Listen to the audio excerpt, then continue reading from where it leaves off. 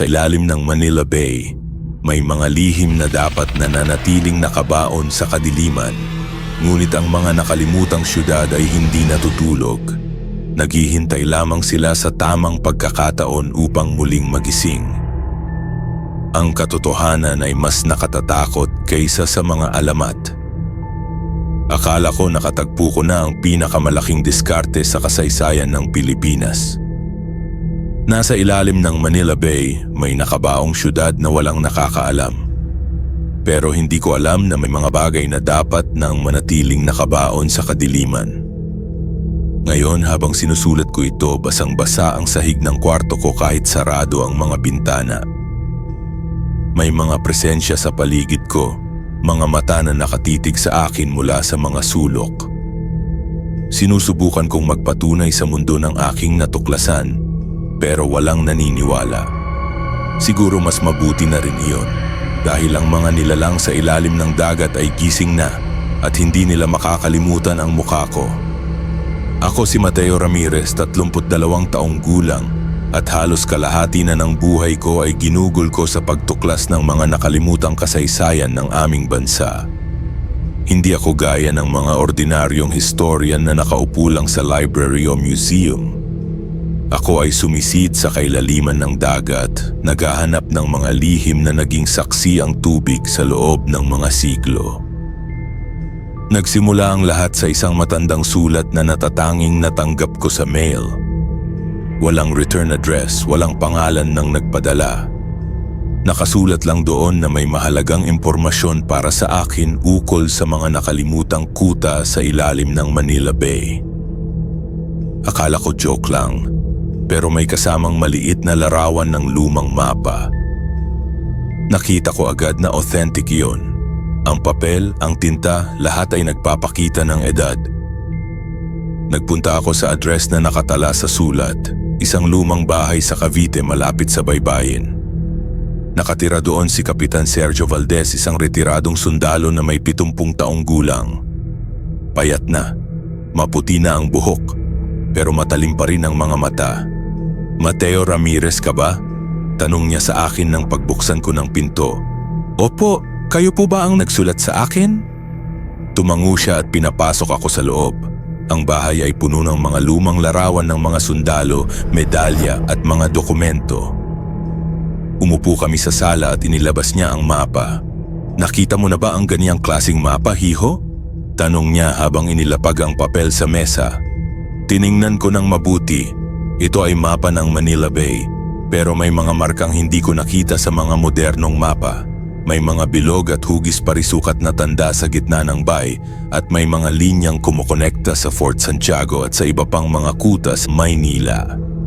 "Saan ninyo nakuha ito, Kapitan?" Napabuntong hininga siya. "Noong taong 1970 nasa military intelligence ako. May assignment kami na mag-survey ng Manila Bay para sa mga posibleng submarine base.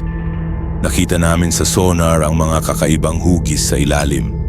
Hindi mga bato, hindi mga sunken ship. Mga gusali, Mateo, mga buong syudad."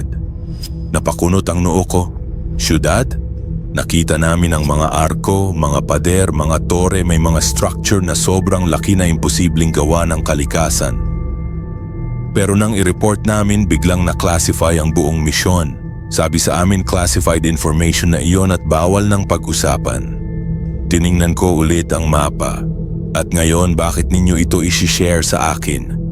Tumayo si Kapitan Valdez at lumapit sa bintana. "Kasi malapit na akong mamatay, Mateo, at hindi ko kayang dalhin sa libingan ang lihim na ito. May mga bagay na dapat malaman ng mga tao. Pero," tiningnan niya ako ng matalim, "kailangan mo ring mag-ingat. May mga dahilan kung bakit ito naging classified." Kinuha ko ang mapa at nag-thank you sa matanda. Hindi ko alam na iyon na ang huling pagkakakita ko sa kanya. 3 araw pagkatapos ng pagbisita ko kay Kapitan Valdez, nagprepara na ako para sa unang sisid. Ginamit ko ang sariling boat at diving equipment. May kasamang sonar device para makita ang mga hugis sa ilalim ng dagat. Pumunta ako sa eksaktong coordinates na nakamark sa mapa. Nasa gitna ng Manila Bay, malayo sa mga daanan ng mga barko. Nang sumisid ako ng mahigit 30 metro, nagsimula akong makita sa sonar ang mga kakaibang hugis. Hindi ako makapaniwala sa nakita ko. May mga malalaking struktura sa ilalim, mga bilog na hugis na parang mga tore, mga mahaba at patag na linya na parang mga pader. Sumisid ako ng mas malalim hanggang sa makita ko na mismo ang mga bato. Mga malaking bato na obviously ginawa ng tao. May mga ukit, may mga pattern na hindi natural, pero ang pinakagulat ko, may nakita akong lumang kampana na nakatago sa pagitan ng mga bato. Kinuha ko ang kampana at tiningnan. May nakalagay na selyo ng Fort Santiago, pero imposible iyon. Fort Santiago ay sa Intramuros, hindi sa gitna ng Manila Bay, at ang selyo ay lumang-luma na, parang mga daan-daang taon na. Habang iniisip ko ang mystery, narinig ko ang kakaibang tunog, parang mga bulungan pero hindi ko maintindihan kung saan nanggagaling. Tiningnan ko ang paligid pero walang ibang tao. Ako lang mag-isa sa ilalim ng dagat. Nang umakyat ako sa boat, nag-check ako ng footage ng underwater camera. Nakita ko ang mga struktura, ang kampana, lahat. Pero sa isang parte ng video may nakita akong shadow na gumagalaw sa background. Mukhang tao pero hindi ko maiwang na ako lang ang nasa tubig. Umuwi ako na puno ng mga katanungan. Nag-search ako online tungkol sa history ng Manila Bay, pero walang mention ng mga syudad o kuta sa ilalim ng dagat. Lahat ng mga dokumento ay tungkol sa mga Spanish fortification sa lupa lang. Pero alam ko na may natuklasan ako at kailangan kong bumalik. Kinabukasan, bumalik ako sa Manila Bay. Ngayon, dala ko ang mas advanced na equipment, mas malakas na ilaw, mas magandang camera, at mas malaking oxygen tank para mas matagal akong makapagsisid. Sumisid ako sa parehong lugar, pero ngayon nagtungo ako sa mas malalim na parte. Sa loob ng ilang minuto, nakita ko ang isang malaking pintuan na gawa sa bato. May mga ukit na mga Latin words at mga simbolong hindi ko nare-recognize. Nang lumapit ako sa pintuan, bigla akong nakaramdam ng lamig. Hindi natural na lamig, parang may presensya sa paligid ko. Ang tubig ay nagiging mas malinaw sa paligid ng pintuan at nakita ko na may mga linya na kumukulog sa bato. Hinawakan ko ang pintuan at biglang may narinig akong mga boses. Hindi bulungan ngayon, mga sigaw, mga iyak, mga tunog na parang nangangailangan ng tulong. Pero hindi ko makita kung saan nanggagaling.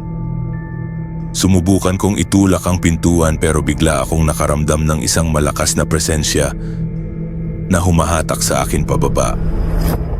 Nakita ko sa peripheral vision ko na may mga hugis na gumagalaw sa paligid. Mga hugis na parang tao, pero hindi natural ang kanilang paggalaw. Nang tumingin ako ng direkta sa mga hugis, nakita ko sila. Mga tao pero hindi na sila buhay. Mga mata na walang buhay, mga mukha na natutuyo na. Pero gumagalaw pa rin. Nakatitig sila sa akin na parang naghihintay ng matagal. Hindi ko alam kung paano ako nakabalik sa boat. Nang tingnan ko ang camera, nakita ko na may mga frame na walang laman.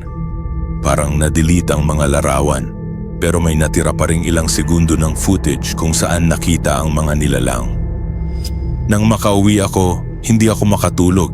Ginaw na ginaw ako kahit mainit naman. At may nakakahabag na tunog na naririnig ko sa labas ng bahay. Parang mga yak na nanggagaling sa dagat. Kinabukasan ng gabi, may kumatok sa pinto ko. Pagbukas ko, nakita ko ang isang lalaking nakasuit. Matangkad, maputi at may mga mata na parang walang emosyon. "Mateo Ramirez?" Tanong niya sa akin. "Opo, sino po kayo? Huwag mo nang ituloy ang ginagawa mo sa Manila Bay." Sabi niya sa akin nang hindi sumagot sa tanong ko.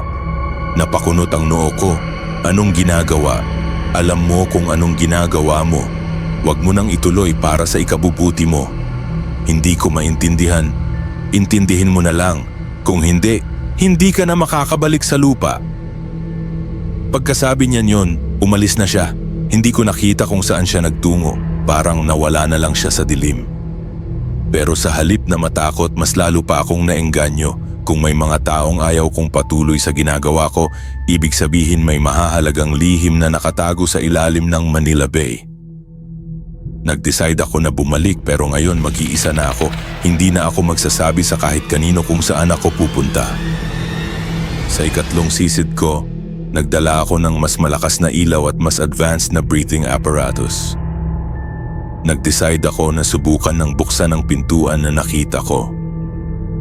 Nang makalapit ako sa pintuan, nakita ko na ang mga Latin words ay nagiging mas malinaw. Civitatem sub aquis, ang syudad sa ilalim ng tubig. May mga smaller na text din na nagsasabi ng mga babala tungkol sa mga custodens mortui, mga bantay na patay. Ginawa ko ang lahat para maitulak ang pintuan. Pagkatapos ng ilang minuto, bumukas na rin ito at ang nakita ko ay walang katulad sa lahat ng nakita ko sa buong buhay ko. May buong syudad sa ilalim ng pintuan, mga gusali na gawa sa bato, mga kalye na may mga patayo pa ring poste, mga statue na nakatitig sa akin, pero lahat ay underwater, nakapreserve ng ilalim ng dagat. Pumasok ako sa syudad at nakita ko ang mga sign na nakalagay sa mga gusali. May mga Spanish words, pero may mga words din na hindi ko kilala. Nakita ko ang mga bahay na may mga butaka pa ring nakaupo, mga mesa na may mga plato pa ring nakalagay. Pero ang pinakakakatakot, sa gitna ng syudad may malaking plaza na may isang malaking statue. Statue ng isang lalaking naka-armor na hawak ang isang espada, pero ang mata ng statue ay parang buhay. Sumusunod sa akin habang naglalakad ako. Nang lumapit ako sa plaza, nakita ko na may mga tao na nakaupo sa mga bangko. Akala ko mga statue rin, pero nang tignan ko ng mas mabuti, nakita ko na gumagalaw sila. Mga tao na matagal nang patay pero hindi pa rin tuluyang nawawala. Isa sa mga patay ay tumayo at lumapit sa akin. Babae siya, nagsusuot ng lumang Spanish dress. Ang mukha niya ay puti na pero may mga mata pa ring nakatingin sa akin. Matagal na kaming naghihintay, sabi niya sa akin sa isang boses na parang hangin. Naghihintay saan? Tanong ko kahit natatakot ako. Naghihintay sa taong makakatulong sa amin na makalabas sa lugar na ito. Napaatras ako. Hindi ko kayo matutulungan. Kailangan mo kaming tulungan. Matagal na kaming narito. Matagal na kaming naghihintay. Nang susubukan kong umalis, nakita ko na marami na silang nakapaligid sa akin. Mga lalaki, mga babae, mga bata, lahat ay mga patay na pero gumagalaw pa rin. Lahat ay nakatingin sa akin na parang naghihintay. "Huwag kang matatakot," sabi ng babae. "Hindi ka namin sasaktan, pero kailangan mo kaming dalhin pabalik sa mundo ng mga buhay. Hindi ko kayo madama." Bago ko pa natapos ang sasabihin ko, biglang nagsimulang maghina ang ilaw ko. Nakita ko na may mga kamay na umaabot sa akin mula sa dilim, mga kamay na malamig at basa. Ginamit ko ang lahat ng lakas ko para makatakas. Lumangoy ako pabalik sa pintuan pero nakita ko na may mga nilalang na sumusunod sa akin. Hindi sila mabilis pero hindi rin sila tumitigil. Nakarating ako sa pintuan at nag-try na isara ito. Pero habang sinasara ko, nakita ko na may mga mata na nakatingin sa akin mula sa loob. Mga mata na puno ng pag-asa at desperasyon. Nang makabalik ako sa boat, nakita ko na may mga sugat sa mga braso ko. Hindi ko alam kung saan galing pero may mga marka na parang mga kuko. Umuwi ako ng gabi na at hindi ako makatulog. Nakita ko sa salamin na may mga marka sa mukha ko. Mga marka na parang mga daliri pero hindi ko naramdaman na hinawakan ako ng sino man. Nang tignan ko ang footage ng camera, nakita ko na may mga parte na nawala.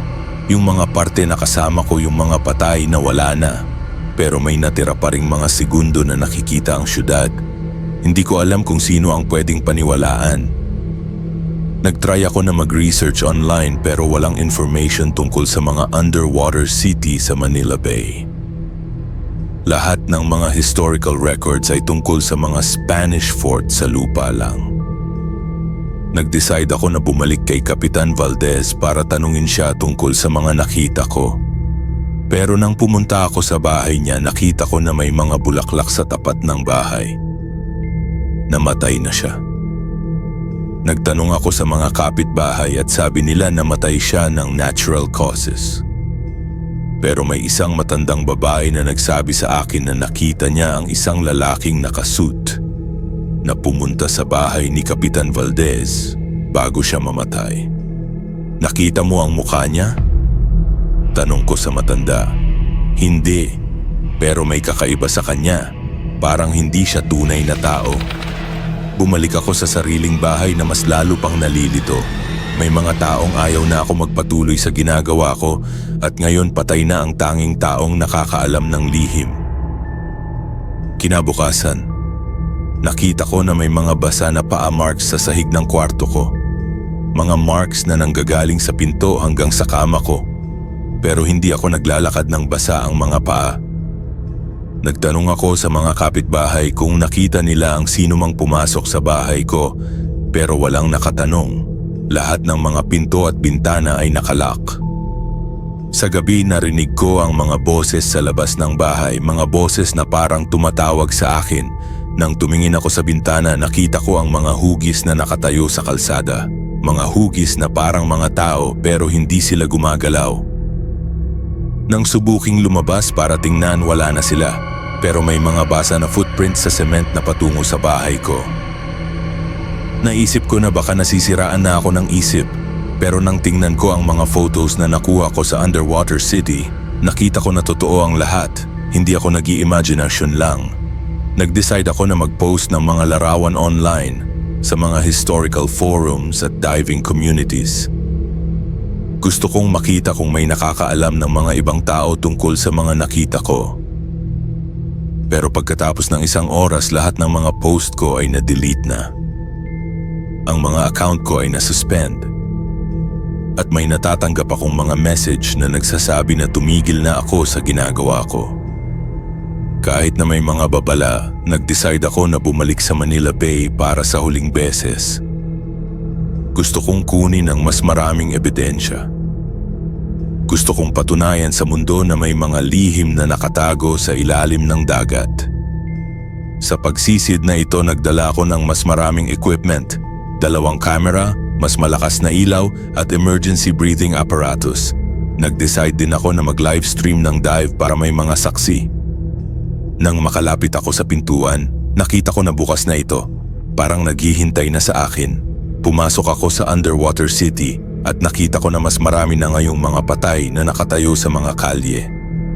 Lahat sila ay nakatingin sa akin. Lahat ay nakangiti, pero hindi masayang ngiti. Ngiti na parang naghihintay ng matagal. Nang makalapit ako sa plaza, nakita ko na may isang lalaking naka-armor na nakatayo sa gitna. Hindi na siya statue, tunay na tao na, pero matagal nang patay.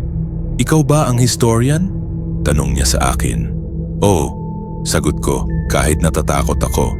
Matagal na kaming naghihintay sa isang historian. Kailangan namin ng isang tao na magsasalita para sa amin. "Anong nangyari sa inyo?" "Minaliit kami ng mga Espanyol. Pinatay nila ang buong syudad namin at itinago sa ilalim ng dagat para walang makaalam. Pero hindi kami namatay ng tuluyan. Nanatili kami dito, naghihintay ng pagkakataon na maibalik ang aming kasaysayan." Tiningnan ko ang mga mukha nila. Lahat ay puno ng galit at lungkot. Lahat ay may mga kwentong gustong ikwento. "Pero paano ko kayo matutulungan? Ikwento mo ang aming kasaysayan. Sabihin mo sa mundo na may mga syudad na nakabaon sa dagat. Sabihin mo na hindi totoo ang lahat ng nababasa nila sa mga history books." Nag-nod ako.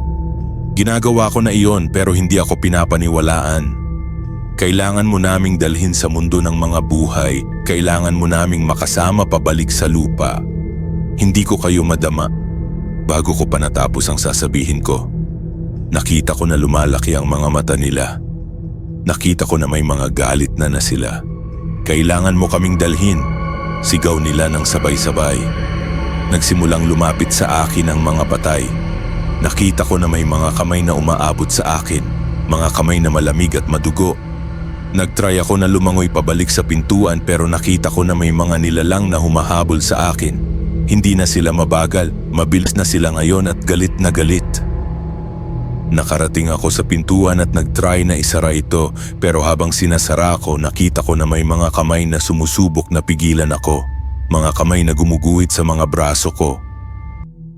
Nang makabalik ako sa boat, nakita ko na puno ng mga sugat ang katawan ko.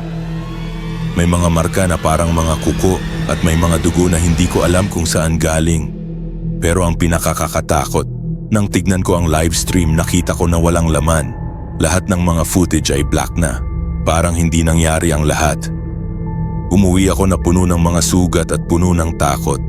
Alam ko na hindi ko na dapat bumalik sa Manila Bay.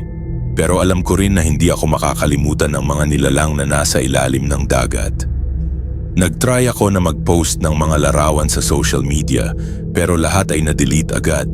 Nag-try ako na mag-contact ng mga journalist, pero walang naniwala sa akin. Lahat ay inisip na nababaliw na ako. Nag-decide ako na mag-contact ng mga government agency. Pero nang tumawag ako, sabi nila, classified information ang lahat ng tungkol sa Manila Bay underwater exploration. Bawal na pag-usapan. Nang naghahanap ako ng mga dokumento tungkol sa misyon ni Kapitan Valdez, nakita ko na lahat ay na-redact na. Lahat ng mga information ay naging classified. Pero hindi pa rin ako sumuko. Ginawa ko ang lahat para mahanap ang mga katunayan. Pumunta ako sa mga library, sa mga archive, sa mga museum, pero lahat ng mga information tungkol sa mga underwater city ay wala. Parang hindi totoo ang lahat ng nakita ko. Pero alam ko na totoo, nakita ko sa mata ko, nahawakan ko sa mga kamay ko. Sa mga sumunod na linggo, nagsimula ang mga kakaibang pangyayari sa bahay ko. Gabi-gabi, may mga boses na tumatawag sa akin. Mga boses na nanggagaling sa labas ng bahay, pero kapag tumingin ako sa bintana, walang tao. May mga gabi din na nagigising ako at nakikita ko may mga tubig sa sahig ng kwarto ko. Hindi ulan, hindi leak sa bubong. Tubig na amoy dagat na may mga alga pa. Nang mag-install ako ng mga security camera sa bahay, nakita ko sa mga footage na may mga hugis na pumasok sa bahay ko sa gabi. Mga hugis na parang mga tao, pero hindi sila gumagalaw na parang mga buhay na tao. Nakita ko sa mga video na lumalakad sila sa loob ng bahay, tinitignan ang mga gamit ko at tumutulong sa tabi ng kama ko. Pero hindi sila nakakagawa ng ingay, parang mga anino lang. Nang subukan kong makipag-usap sa mga hugis, nakita ko na tinutugon nila ako. Nakita ko na may mga bibig silang gumagalaw, pero hindi ko marinig ang mga salita nila. Nag-decide ako na umalis ng bahay at magstay sa hotel, pero kahit saan ako pupunta, sumusunod sa akin ang mga presensya. Nakikita ko sila sa mga salamin, naririnig ko sila sa mga sulok ng mga kwarto. Isang gabi, habang nag-iisip ako sa hotel room, may kumatok sa pinto. Pagbukas ko, nakita ko ang babae na nakita ko sa underwater city. Naka-Spanish dress pa rin siya, pero ngayon, mas malinaw na siyang nakita. "Bakit hindi mo kami tinulungan?" tanong niya sa akin. "Hindi ko kayo matutulungan, hindi ko alam kung paano. Kailangan mo lang naming dalhin sa mundo ng mga buhay. Kailangan mo lang naming makasama pabalik sa lupa. Paano? Ikwento mo ang aming kasaysayan. Sabihin mo sa mga tao na may mga syudad na nakabaon sa dagat. Sabihin mo na hindi totoo ang lahat ng nababasa nila sa mga history books." Nag-isip ako, ginagawa ko na iyon pero hindi ako pinapaniwalaan. "Kailangan mo naming gawin pa ng mas malakas. Kailangan mo naming ipamukha sa mundo na totoo kami." "Paano?" Lumapit siya sa akin at hinawakan ang braso ko. Naramdaman ko ang lamig ng kamay niya at nakita ko na may mga marka na naiwan sa balat ko. "Magdala ka ng mga tao sa underwater city. Ipakita mo sa kanila ang mga nakita mo. Kapag nakita nila kami, walang makakapagsabi na hindi totoo." Nag-isip ako, tama siya.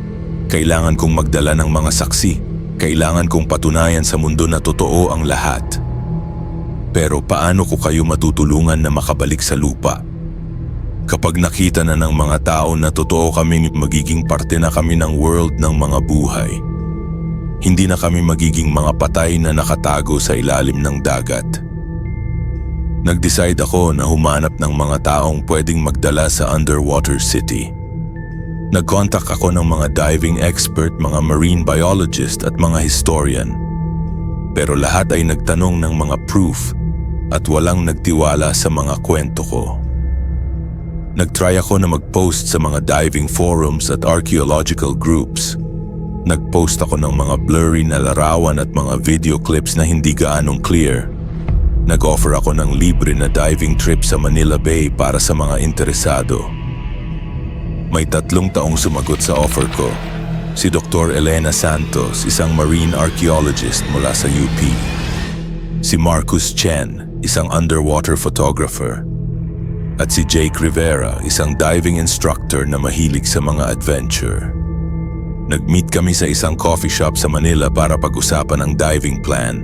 Ipinakita ko sa kanila ang mga larawan at video clips na nakuha ko. Interesting, sabi ni Dr. Santos. Kung totoo nga ito, magiging malaking discovery sa Philippine history. Ano ba ang expectation mo? Tanong ni Marcus. May underwater city sa ilalim ng Manila Bay. May mga patay na nakatira doon na gustong makabalik sa mundo ng mga buhay. Natawa si Jake. Sounds like horror movie. Hindi joke ito, sabi ko sa kanila. Makikita ninyo kapag nasa ilalim na tayo. Nag-agree sila na sumama sa akin pero sabi nila na kung walang makita, hindi na nila uulitin. Nag-meet kami sa Manila Bay ng umaga. Nagdala ako ng malaking boat na may complete diving equipment para sa 4 na tao. Nag-brief ako sa kanila tungkol sa mga nakita ko at sa mga ingat na kailangan nila. Kapag nakita ninyo ang mga kakaibang bagay, huwag kayong matakot, sabi ko sa kanila. Makikita ninyo ang mga patay pero hindi sila masama, kailangan lang nila ng tulong. Patay? Tanong ni Dr. Santos. Mga taong namatay noong Spanish colonial period. Nanatili sila sa underwater city, naghihintay ng pagkakataon na makabalik sa mundo ng mga buhay. Nag-look silang 3 sa isa't isa. Nakita ko na nag-doubt sila pero sumama pa rin sila sa akin. Nang makita nila ang pintuan, nakita ko ang pagkagulat sa mga mata nila. Si Dr. Santos ay hindi makapaniwala sa mga ukit na nakita niya. Si Marcus ay nag-start na mag-take ng mga photos. Si Jake ay tahimik lang, pero nakita ko na natatakot na siya. Mateo, ito ba ang pinagsasabi mo? Tanong ni Dr. Santos through the underwater communication device. Hindi pa ito ang lahat. Makikita ninyo pa ang mas malaking surprise. Itinulak namin ang pintuan at pumasok sa underwater city. Nang makita nila ang mga gusali, ang mga kalye at ang mga structure, na pamura si Jake sa underwater mic. Holy shit, totoo nga. Tignan ninyo ang mga detalye, sabi ni Dr. Santos. Ang mga architecture ay Spanish colonial pero may mga elementos na hindi ko nakita sa mga typical na Spanish structures. Si Marcus ay nag-focus sa pag-take ng mga photos. Mateo, gaano katagal mo nang alam ito? Ilang linggo pa lang pero may mga nangyayari na hindi ko na natapos ang sasabihin ko dahil nakita ko na may mga hugis na lumalabas sa mga gusali. Ang mga patay ay nagsisimula ng lumabas at nakita ko na nakatingin sila sa mga kasama ko. Mateo, may mga tao, sabi ni Jake, at nakita ko na nanginginig na siya. Huwag kayong matakot, makikipag-usap lang sila sa atin. Ang babae na nakausap ko dati ay lumapit sa amin. Nakita ko na nakatingin siya kay Dr. Santos na may interest. Ikaw ay estudyante ng kasaysayan?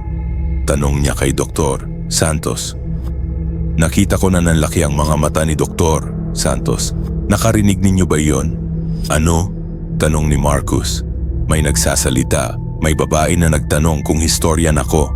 Si Jake ay nagpanik na. Mateo, gusto ko nang umalis.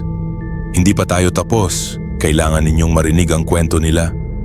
Ang babae ay nag-start na ikwento sa amin ang nangyari sa kanilang syudad.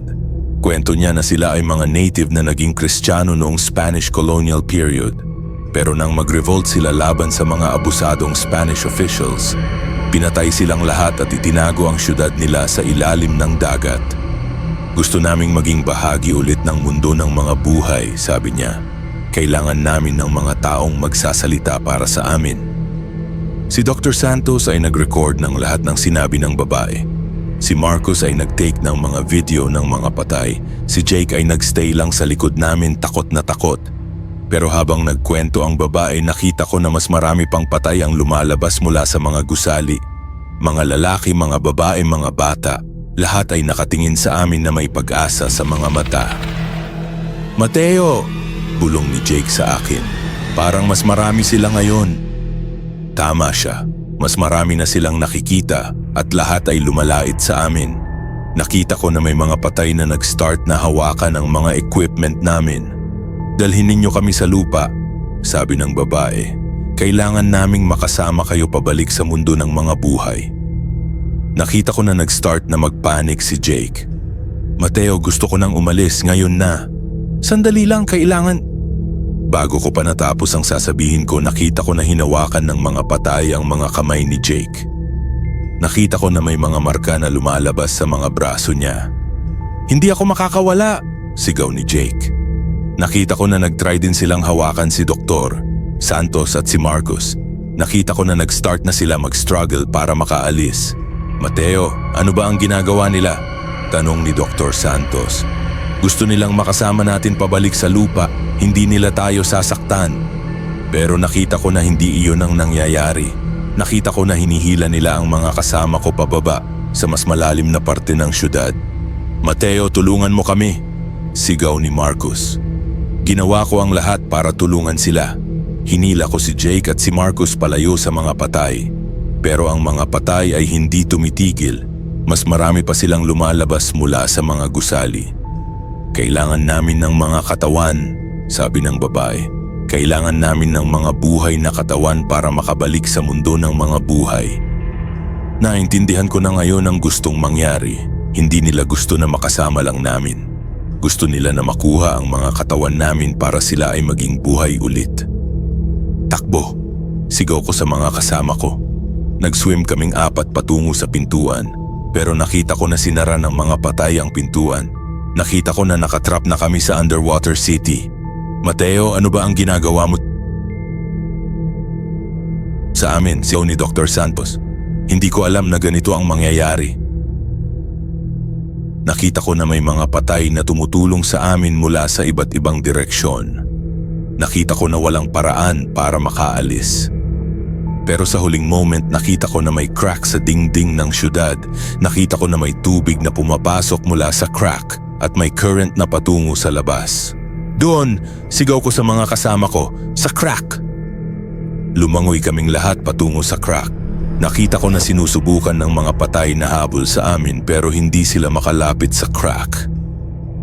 Nakalusot kaming lahat sa crack at nakarating sa labas ng syudad. Nakita ko na galit ang mga patay pero hindi sila makaalis sa loob ng pintuan.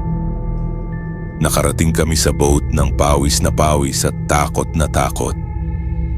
Lahat kami ay may mga sugat at mga marka sa mga katawan. "Mateo, ano ba ang ginawa mo sa amin?" tanong ni Dr. Santos habang hinihingal. "Hindi ko alam na ganoon ang mangyayari. Akala ko hindi sila masama." "Kasi namatay kami dahil sa kabobohan mo," sigaw ni Jake. Nang tingnan namin ang mga larawan at video na nakuha namin, nakita namin na walang laman. Lahat ng mga footage ay black na at lahat ng mga photos ay blank. "Paano nangyari ito?" tanong ni Marcos. "Hindi ko alam. Umuwi kaming lahat ng takot at nalilito. Sumama sila sa akin dahil akala nila ay makakakuha kami ng mga ebidensya ng archaeological discovery. Hindi nila alam na mapapahirapan nila ang mga buhay nila." Kinabukasan, nag-try ako na makipag-contact sa mga kasama ko. Gusto kong makipag-usap sa kanila tungkol sa nangyari at makipag-plan kung paano namin ihahanap ang mga ebidensya. Pero nang tumawag ako kay Dr. Santos, sabi ng secretary niya sa UP na hindi siya pumasok sa trabaho. Nang pumunta ako sa office niya, sabi nila na may emergency leave siya. Nang tumawag ako kay Marcos, hindi siya sumagot sa mga tawag ko. Nang pumunta ako sa studio niya, nakita ko na sarado na ito. Si Jake ay hindi rin sumagot sa mga tawag ko. Nang pumunta ako sa dive shop niya, sabi ng mga worker niya na hindi siya pumasok mula noong bumalik kami sa Manila Bay. Nag-worry ako na may nangyari sa kanila. Nag-try ako na makipag-contact sa mga families nila, pero lahat ay nagsabi na hindi nila alam kung nasaan sila. Nag-decide ako na mag-report sa pulis tungkol sa nawawalang tao. Pero nang nag-file ako ng report, sabi sa akin na walang records ng mga taong iyon. Parang hindi sila naging totoo. Sigurado ka ba sa mga pangalan na binigay mo? Tanong ng police officer. Oo, nakasama ko sila sa diving expedition. May mga ID ka ba nila? May mga larawan? Nang tingnan ko ang phone ko, nakita ko na walang mga photos namin na magkakasama. Walang mga text messages, walang mga call logs. Parang hindi ko sila nakasama. Sigurado ka ba na may mga taong iyon? Tanong ng police officer. Nag-start ako na mag-doubt sa sarili ko, nakasama ko ba talaga sila? O nag-imagine lang ako ng lahat? Umuwi ako na nalilito at natatakot. Nag-try ako na mag-research online tungkol kay Dr. Elena Santos, Marcus Chen at Jake Rivera. Pero walang mga records ng mga taong iyon sa internet. Nag-try ako na mag-check ng mga diving forums kung saan ako nag-post ng offer ko. Pero wala na ring mga posts na iyon. Parang hindi ko ginawa ang lahat. Nag-isip ako na baka nasisiraan na ako ng isip. Pero nang tingnan ko ang mga sugat sa katawan ko, nakita ko na totoo ang lahat. May mga marka pa ring nanggagaling sa mga patay. Nang maggabi, narinig ko ulit ang mga boses sa labas ng bahay. Pero ngayon, pamilyar na ang mga boses. Nakikilala ko na ang mga boses ng mga kasama ko. Mateo, tawag ni Dr. Santos. Bakit mo kami iniwan? Mateo, tawag ni Marcus. Tulungan mo kami. Mateo, tawag ni Jake. Gusto naming umuwi. Lumabas ako ng bahay at nakita ko silang tatlo na nakatayo sa kalsada. Pero hindi sila yung mga tao na nakasama ko dati. Sila ay maputla na, may mga mata na walang buhay at nagsusuot ng mga damit na basa. Ano ba ang nangyari sa inyo? Tanong ko. Hindi mo kami tinulungan, sabi ni Dr. Santos. Kaya naman napunta kami sa mundo ng mga patay. Ngayon kasama na namin ang mga patay sa Underwater City, sabi ni Marcus. At kailangan namin ng tulong mo para makabalik sa mundo ng mga buhay. Hindi ko kayo matatulungan, sabi ko. Hindi ko alam kung paano. Kailangan mo kaming dalhin pabalik sa Underwater City, sabi ni Jake. Kailangan mo kaming ipakilala sa mga patay bilang mga kasama nila. Hindi ako babalik doon. Kailangan mo, sabi nilang tatlo ng sabay-sabay. Kung hindi, hindi kami makakahanap ng kapayapaan. Nagtakbo ako pabalik sa loob ng bahay at naglock ng mga pinto. Pero nakita ko na pumasok pa rin sila sa loob. Nakita ko na lumalakad sila sa mga kwarto, tinitignan ang mga gamit ko. Mateo, tawag nila. Hindi mo kami matatakasan. Kinabukasan, nag-decide ako na bumalik sa Manila Bay para sa huling beses. Hindi na ako makakatiis sa mga presensya na bumibisita sa akin gabi-gabi. Kailangan kong tapusin ang lahat. Mag-isa ako sa boat at dala ko lang ang minimum na equipment. Alam ko na hindi na ako babalik sa lupa, pero kailangan kong malaman ang katotohanan tungkol sa mga nangyayari. Nang makarating ako sa coordinates, nakita ko na bukas na ang pintuan ng Underwater City. Parang naghihintay na sa akin. Pumasok ako sa syudad at nakita ko na mas marami na ngayong mga patay na nakatayo sa mga kalye. Nakita ko sina Dr. Santos, Marcus at Jake na nakaupo sa plaza. Nakita ko na mga patay na rin sila pero nakatingin pa rin sila sa akin. Mateo, tawag ni Dr. Santos. Narito ka na. Ano ba ang gusto ninyong mangyari? Tanong ko. Gusto naming maging buhay ulit, sabi ni Marcus. Pero kailangan namin ng tulong mo. Paano? Kailangan mo naming ibigay ang buhay mo, sabi ni Jake. Kailangan mo naming ibigay ang katawan mo para kami ay maging buhay ulit. Nakita ko na lumalait sa akin ang lahat ng mga patay sa syudad. Nakita ko na hindi ako makakaalis pa. Kung hindi ka sumang-ayon, sabi ng babae na nakausap ko dati, maghihintay ka dito sa amin forever. Magiging bahagi ka ng Underwater City. Nag-isip ako, Kung bibigay ko ang buhay ko, magiging buhay ulit ang mga kasama ko. Pero kung hindi, magiging patay na rin ako at hindi na ako makakaalis. Pero kung bibigay ko ang buhay ko, paano ninyo mababalik ang mga kasama ko sa lupa? Hindi na namin kailangan bumalik sa lupa, sabi ni Dr. Santos. Okay na kami dito, pero ikaw, kailangan mo naming makasama.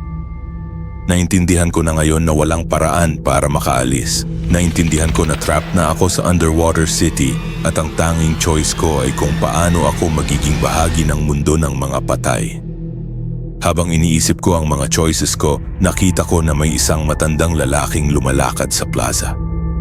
Nakita ko na siya ang matandang lalaking nakita ko sa statue noong unang beses ko sa syudad. Ikaw ba ang historian? Tanong niya sa akin. Oo. Ako ang dating leader ng syudad na ito. Ako ang nag-lead sa revolt laban sa mga Spanish officials.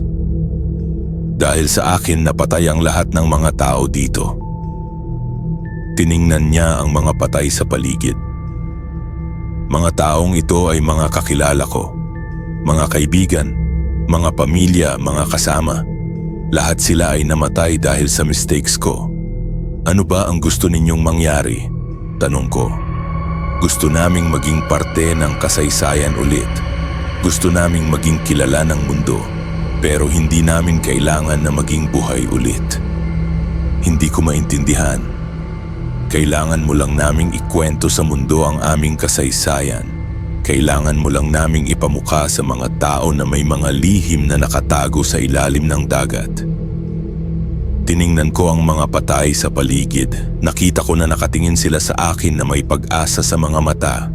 Pero paano ko kayo maikwento kung trapped ako dito? Hindi ka trapped, sabi ng matandang lalaki. Pwede kang umalis, pero kailangan mo naming pangakuan na ikwento mo ang aming kasaysayan. Nag-isip ako, pero sino ba ang maniniwala sa akin? Hindi mo kailangan na maniwala ang lahat. Kailangan mo lang na may mga tao na marinig ang aming kwento. Nag-nod ako. Pangako ko, ikwento ko ang inyong kasaysayan. Nakita ko nang ngumiti ang matandang lalaki. Salamat. Naglakad ako patungo sa pintuan at nakita ko na hindi na ako pinipigilan ng mga patay. Nakita ko na nakatingin sila sa akin na may ngiti sa mga labi. Mateo, tawag ng babae. Huwag mo kaming kalimutan. Hindi ko kayo kalilimutan, sagot ko. Nakabalik ako sa boat at nakauwi sa lupa. Pero alam ko na hindi pa tapos ang lahat. Alam ko na may responsibilidad ako sa mga patay na nasa underwater city. Nag-start ako na magsulat ng mga kwento tungkol sa mga nakita ko. Nag-start ako na mag-research tungkol sa mga Spanish colonial period at mga posibleng syudad na nakabaon sa ilalim ng dagat. Nag-post ako ng mga kwento sa mga online forums, sa mga blog sites at sa mga social media platforms.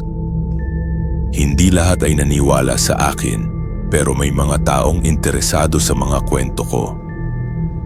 Nakakuha ako ng mga message mula sa mga historian, mga archaeologist at mga diving enthusiasts na gustong malaman ang mas detalyado na information tungkol sa underwater city. Pero hindi ko sinasabi sa kanila ang eksaktong lokasyon. Hindi ko sinasabi sa kanila kung paano pumunta sa syudad. Ayaw kong madagdagan pa ang mga patay na nakatrap sa ilalim ng dagat. Kahit na nag-promise ako sa mga patay na ikwento ko ang kanilang kasaysayan, hindi pa rin tumitigil ang mga presensya na bumibisita sa akin. Pero ngayon iba na ang mga bisita. Hindi na sila yung mga galit na patay na gusto akong dalhin sa underwater city. Ngayon sila ay mga patay na nagpapasalamat sa akin dahil sa mga kwento ko. Nakita ko si Dr. Santos na nakaupo sa sala ko, ngumingiti at nagbabasa ng mga kwento na sinulat ko. Maganda ang mga kwento mo, Mateo, sabi niya sa akin. Nakukuha mo ang emotions ng mga patay. Nakita ko si Marcus na nakatayo sa kitchen, naglalakad at tinitignan ang mga larawan na nakapost ko sa mga walls. Sana may mga larawan pa tayong nakuha, sabi niya. Pero okay na rin ang mga kwento. Nakita ko si Jake na nakahiga sa sofa, relaxed at parang nag-i-enjoy sa mga kwento. Hindi na ako takot, sabi niya. Okay na ako na maging bahagi ng mga kwento mo. Naintindihan ko na ngayon ay parte na sila ng mga kwento ko. Naintindihan ko na hindi na sila trapped sa underwater city. Nagiging parte na sila ng mundo ng mga buhay through my stories. Mga taon na ang nakakalipas simula nang makita ko ang underwater city. Marami na akong naisulat na mga kwento at marami na akong naging readers na interesado sa mga lihim na nakatago sa ilalim ng Manila Bay. Pero sa loob ng mga taong iyon, nag-research ako ng malalim tungkol sa kasaysayan ng Manila Bay. Naghanap ako ng mga dokumento, mga records at mga historical accounts na may kaugnayan sa mga nakita ko. Natuklasan ko na totoo nga ang mga kwento ng mga patay sa underwater city. Natuklasan ko na may mga rebellion talaga na nangyari noong Spanish colonial period na hindi nakalagay sa mga official history books. Natuklasan ko na may mga syudad na giniba ng mga Spanish officials para i-hide ang mga massacre na ginawa nila. Natuklasan ko na may mga lugar na naging classified ng government para hindi malaman ng mga tao ang mga historical atrocities. Natuklasan ko na ang Manila Bay ay isa sa mga lugar na ginawa ng mga Spanish officials para i-hide ang mga lihim na hindi nila gusto na malaman ng mga tao. Pero ang pinakamahalaga na natuklasan ko na ang mga patay sa underwater city ay mga tunay na tao na naging victims ng mga historical injustices. Natuklasan ko na ang mga kwento nila ay mga tunay na pangyayari na dapat malaman ng mga tao. Ngayon, habang sinusulat ko ang huling parte ng kwento ko, nakita ko na may mga tubig na nanaman sa sahig ng kwarto ko. Pero ngayon, hindi na ako natatakot. Alam ko na ang mga patay ay nasa paligid ko, pero hindi na sila nakakatakot. Alam ko na natutupad ko ang pangako ko sa kanila. Alam ko na nagiging kilala na ang kanilang kasaysayan through my stories. Alam ko na nagiging parte na sila ng mundo ng mga buhay. Pero alam ko rin na hindi pa tapos ang lahat. Alam ko na may mga iba pang lihim na nakatago sa ilalim ng Manila Bay. Alam ko na may mga iba pang mga patay na naghihintay ng pagkakataon na may kwento ang kanilang kasaysayan. Kaya sa mga taong magbabasa ng kwento ko, mag-ingat kayo. Kung makikita ninyo ang mga kakaibang hugis sa Manila Bay, kung makakarinig kayo ng mga bulungan sa ilalim ng dagat, kung makakaramdam kayo ng mga presensya na humahalik sa inyo, tandaan ninyo ang kwento ko. Tandaan ninyo na hindi lahat ng nakabaon sa ilalim ng dagat ay dapat manatiling nakabaon. May mga lihim na kailangan ng liwanag, may mga kwento na kailangan ng boses, may mga patay na kailangan ng kapayapaan. Pero tandaan ninyo rin na hindi lahat ng mga lihim ay safe na malaman. May mga bagay na nakabaon sa kadiliman dahil delikado silang malaman. May mga nilalang na hindi pa handa na maging bahagi ng mundo ng mga buhay. Kaya kung sino man ang magtangkang tuklasin ang mga lihim sa ilalim ng Manila Bay, magdasal kayo. Magdasal kayo na maging handa kayo sa mga makikita ninyo. Magdasal kayo na maging malakas kayo para sa mga karanasan na darating. Dahil sa ilalim ng Manila Bay, may mga lihim na hindi pa tapos ang mga kwento. May mga patay na hindi pa nakakahanap ng kapayapaan. May mga nilalang na naghihintay pa ring makabalik sa mundo ng mga buhay. At ako, si Mateo Ramirez ay nanatiling tagapagkwento ng mga lihim na ito, nanatiling bridge sa pagitan ng mundo ng mga buhay at ng mundo ng mga patay. Hanggang sa muli nating pagkikita, mag-ingat kayo sa mga tubig. Mag-ingat kayo sa mga presensya. Mag-ingat kayo sa mga lihim na nakatago sa ilalim ng dagat. Dahil hindi lahat ng nakalimutan ay dapat muling matagpuan. Wakas,